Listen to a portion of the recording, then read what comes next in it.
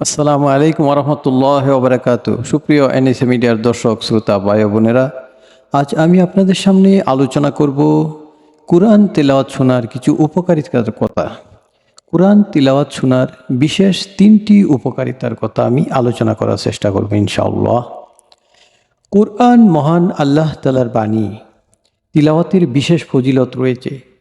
তিলাওয়াতের পাশাপাশি শোনার মাধ্যমে বিশেষ উপকার লাভ হয়। রাসূলুল্লাহ সাল্লাল্লাহু আলাইহি ওয়াসাল্লাম নিজেও সাহাবীদের কাছ থেকে কুরআন তিলাওয়াত শুনতেন। এক হাদিসে আব্দুল্লাহ ইবনে মাসুদ রাদিয়াল্লাহু তাআলা আনহু থেকে বর্ণিত, রাসূলুল্লাহ সাল্লাল্লাহু আলাইহি ওয়াসাল্লাম আমাকে বলেন, আমার কাছে কুরআন পাঠ করো। আমি বললাম, আমি আপনার কাছে কুরআন পাঠ করব, অথচ আপনারই উপর কুরআন অবতীর্ণ হয়েছে। তিনি বলেন, আমি অন্যের তিলাওয়াত শুনতে পছন্দ করি। বুখারী হাদিস 5056। কুরআন তিলাওয়াত শোনার বিশেষ ফজিলতের কয়েকটি তুলে ধরা হলো। আল্লাহর রহমত পাওয়া। যখন কুরআন তিলাওয়াত করা হয় তখন মহান আল্লাহ তাআলা রহমত অবতীর্ণ হয়। যারা মনোযোগ সহকারে কুরআন তিলাওয়াত শুনে তাদের উপরও রহমত অবতীর্ণ হয়। সুবহানাল্লাহ। আল্লাহ পাক আমাদেরকে এই রহমতের ভাগীদার করুন, আমিন। পবিত্র কুরআনে মহান আল্লাহ বলেন, আর যখন কুরআন পাঠ করা হয় তখন তোমরা মনোযোগ সহকারে তা শোনো এবং নিশ্চুপ হয়ে থাকো, যাতে তোমাদের প্রতি রহমত করা হয়। সূরা আরাফ আয়াত 204। 2, আল্লাহর প্রশংসা পাওয়া যায়।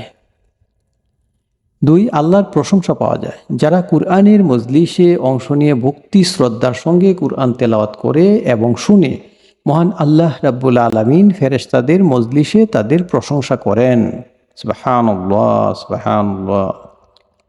আবু হুরায়রা রাদিয়াল্লাহু তাআলা আনহু থেকে বর্ণিত, মহানবী সাল্লাল্লাহু আলাইহি ওয়াসাল্লাম বলেছেন, যখন কোনো সম্প্রদায় আল্লাহর কোনো ঘরে সমবেত হয়ে আল্লাহর কিতাব তিলাওয়াত করে এবং পরস্পরে তা নিয়ে আলোচনা করে, তখন তাদের উপর শান্তি বর্ষিত হয়, তাদেরকে রহমত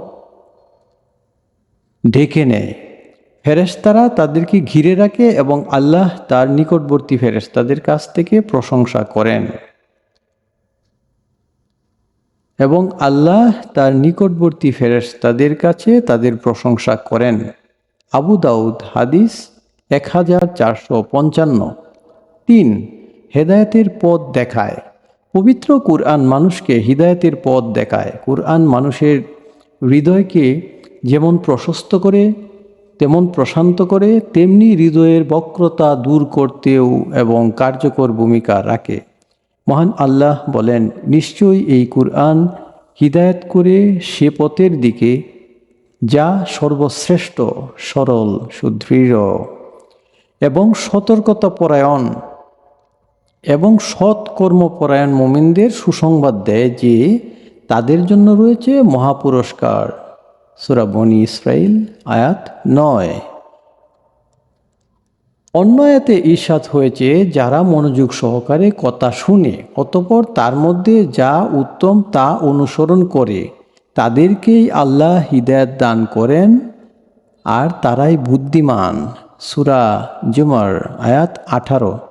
সুবহানাল্লাহ। আমরা যে কথাগুলো শুনলাম, প্রথমে আমাকে এবং পরে সকল উম্মতি মুহাম্মাদি যেন এই কথাগুলোর উপর আমল করতে পারি আমরা। আল্লাহ তাআলা আমাদেরকে সেই তৌফিক দান করুন। আমার জন্য সবাই দোয়া করবেন, আমি যেন আপনাদের জন্য ভালো ভালো জিনিস উপস্থাপন করতে পারি। আসসালামু আলাইকুম ওয়া রাহমাতুল্লাহি ওয়া বারাকাতুহু।